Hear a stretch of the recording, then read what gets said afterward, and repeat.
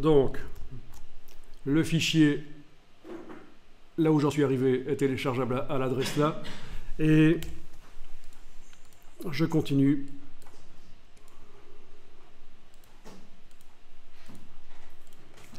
Ben voilà, on va tout réunir en un calque, en un groupe je veux dire. Pas en un calque, surtout pas, on ne va pas fusionner. On va garder les choses séparées, on va tout réunir en un groupe. Donc j'active le calque et le groupe et je vais les mettre tous les deux dans un groupe. D'accord? Donc clic majuscule clic et je mets ça dans un groupe, voilà.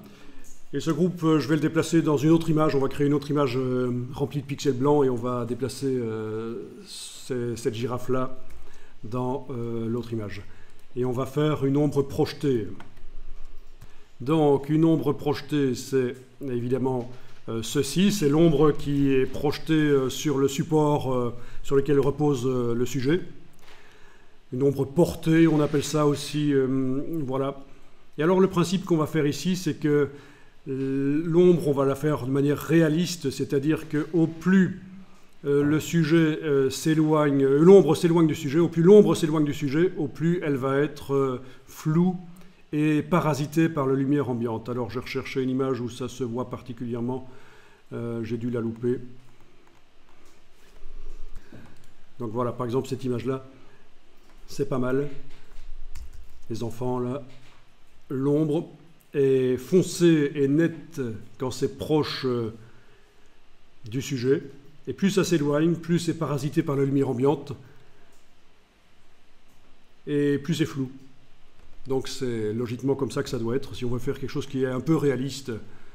Et c'est ce qu'on va faire ici. Donc on va créer une image d'abord, vous gardez bien l'image de la girafe ouverte bien sûr, mais on va créer une nouvelle image blanche dans laquelle on va mettre les choses. On pourrait rester dans cette image-ci, mais ça va compliquer les choses au niveau compréhension.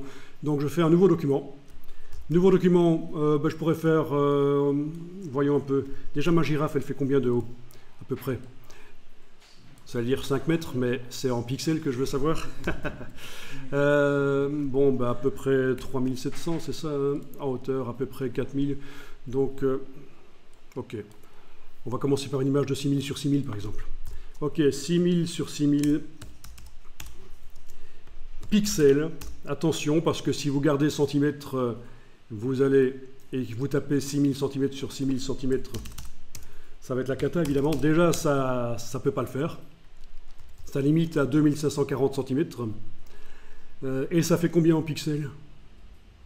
Donc là, je viens de montrer, si je fais l'erreur de garder l'unité de mesure centimètre et que je tape 6000 et 6000, ça m'a ramené à 2540 parce que ça ne peut pas faire 6000. Et en pixels, ça fait, ben oui, le maximum qu'on peut faire dans Photoshop, 300 000 pixels sur 300 000. C'est monstrueux. Donc, petit tour vers ma calculette. Une image, la taille d'image maximale qu'on peut faire dans Photoshop. Déjà, quand vous dépassez 30 000 pixels sur 30 000, vous êtes obligé d'enregistrer le fichier Photoshop au format PSB, parce que le PSD n'est plus capable d'enregistrer une image de plus de 30 000 pixels de large. Donc 300 000 fois 300 000, ça nous fait 90 milliards de pixels. D'accord? Alors, qui travaille des images de 300 000 pixels sur 300 000? Pourquoi est-ce que Adobe permet de travailler, depuis quelques versions, des images qui sont au-delà de 30 000 pixels? Vous avez une idée? Pas pour les affiches, parce que c'est une erreur, mais c'est habituel cette erreur-là. Pour les affiches dans les villes, c'est ça, les 40 mètres carrés?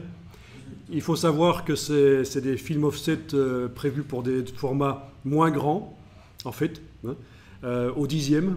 Et puis c'est projeté soit sur des cadres sérigraphiques, donc la résolution passe de 300 à 30 pixels par pouce, mais de plus en plus ça se fait en numérique bien sûr.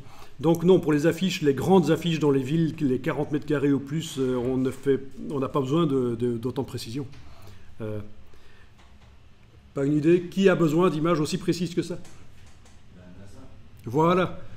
Ceux qui font des photographies d'étoiles, par exemple, les photographies d'astronomie, on peut utiliser Photoshop pour faire du traitement, pour faire ressortir, pour créer des pseudo-couleurs, faire ressortir des choses, et ça peut être des fichiers aussi monstrueux que ça, en fait. Hein. Voilà.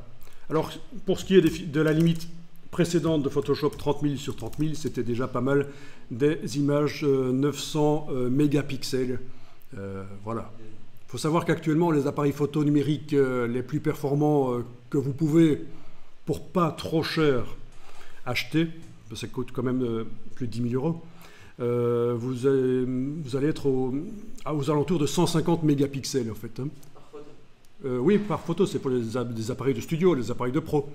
En numérique, en 2019, c'est à peu près là où on en est. Hein. Donc 900 mégapixels, 900 millions de pixels, c'est énorme, c'était la limite de Photoshop avant. Ok, bon, fin de la parenthèse.